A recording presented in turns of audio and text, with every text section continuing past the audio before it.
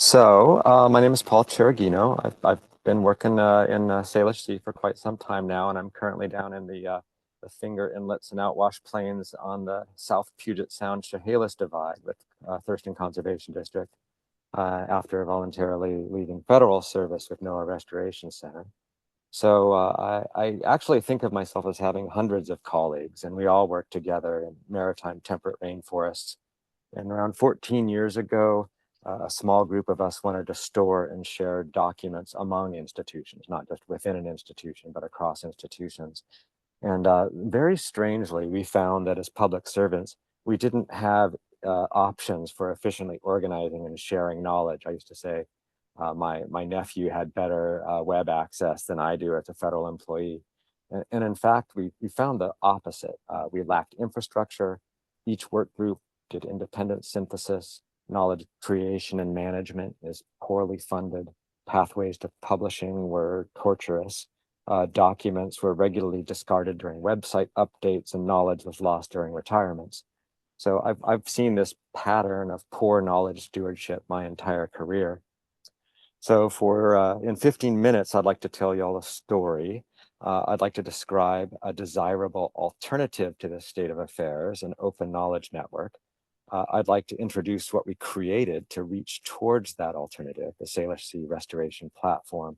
And I'd like to share with you some of the lessons we've learned through prototyping and offer you a pathway to collaboration. So this presentation is particularly poignant to me as I just left the federal service that is what I would say is in a state of knowledge collapse as we speak, whether or not the systems remain, that we've lost so many people, and so much of our knowledge is currently stored in the heads of individuals and hard drives. And that's part of the vulnerability that we have in how we currently operate. So open knowledge networks are simple and yet very rarely achieved, as Joan suggested. We have local, state, federal, tribal, and private actors all working independently in these complex social ecological systems. And stewardship draws from really diverse knowledge sources. And it's almost always, when it's implemented, stewardship is intimate, it's local, it's decision by decision, site by site, watershed by watershed, and everyone in this whole network is a potential knowledge creator. And an open knowledge network is a structured collection of information that's free for anyone to access, use, and modify and share for this common purpose. So the neat thing about knowledge is that it can all dip from the well and it's never depleted and it's strengthened through its use. But to be in a knowledge network, we need some kind of infrastructure. We need some protocols on how to relate to each other. And the value of knowledge is really only realized through action in place, which is always integrated and complex in practice. So a lot of new tools are rapidly emerging, such as retrieval augmented generation and associated with large language models to facilitate collective interrogation and synthesis. So we're getting more tools now that we can play with in this space. So we are prolific producers of artifacts. We accumulate piles of text and graphics and data, and we already collaborate when we're creating all these artifacts, and we share them through our existing professional channels. But sort of what happens then? What happens after the initial surge of creation and distribution? We've had technology to enable open knowledge networks for over a generation. And so the question is, why is it so rare to find an interagency collaboration platform? And so I'd propose it might be that we need a different social or cultural system than the one we're currently using. And a colleague once told me that all social and cultural systems are made of beliefs and stories and rituals and taboos, and we need the right set of incentives and protocols to enable the work we want to do. So we have to believe in the value of public goods. We need to focus on the story of our shared needs for knowledge as more important than institutional authorities. We can develop rituals that allow us to take risks. We must understand the necessary taboos involved. But as professionals, we each have the ability to be part of an open knowledge network. So let's see. really comes down to behavior of individual people like you and me. How do we act out our responsibility? So I'm going to take you back to uh, 2010 and the beginnings of my adventure. Right as salmon recovery and river restoration were picking up steam, I was witnessing a whole cluster of knowledge loss and duplicative efforts, along with a huge volume of knowledge creation, all happening simultaneously. And I was bootstrapping the Estuary and Salmon Restoration Program for Washington State Fish and Wildlife, where we were planning on trying to accelerate knowledge development and linking it directly to implementation funding. So we had nowhere to aggregate, store, or present artifacts. My agency websites, both at NOAA and DFW, were essentially useless, and we really had no alternatives. So we decided to take some personal responsibility, and we used an open source software from the Media Wiki Foundation and a graduate student at Western Washington University, and we created a website where we could archive and organize documents, and it took us a couple weeks to put it together. Wiki technology was invented in 1994 by Ward Cunningham, so his software programmers in his company could rapidly and efficiently share, aggregate, refine, and distribute good ideas. And then it was adapted by Wikipedia in 2001. The rest is history there. And wiki technology is designed for unintermediated web content generation. So web content generation without an intermediary, and as well as the ability to organize that and summarize that information. So on a wiki, every change is recorded and associated with a known user. So it uses transparency as an accountability tool. The structure of the site can be easily managed from the front end by administrators without coding experience. The whole system is very lightweight and hard to break. It's specifically designed for a large number of users, and we can archive and annotate files, and the links don't break. It's stable, and it's extremely inexpensive. So 14 years later, the Salish Sea platform has been refined through practical experimentation. It's currently housed by the Society for Ecological Restoration as a bioregional knowledge management prototype. Our base operating costs are $2,500 a year.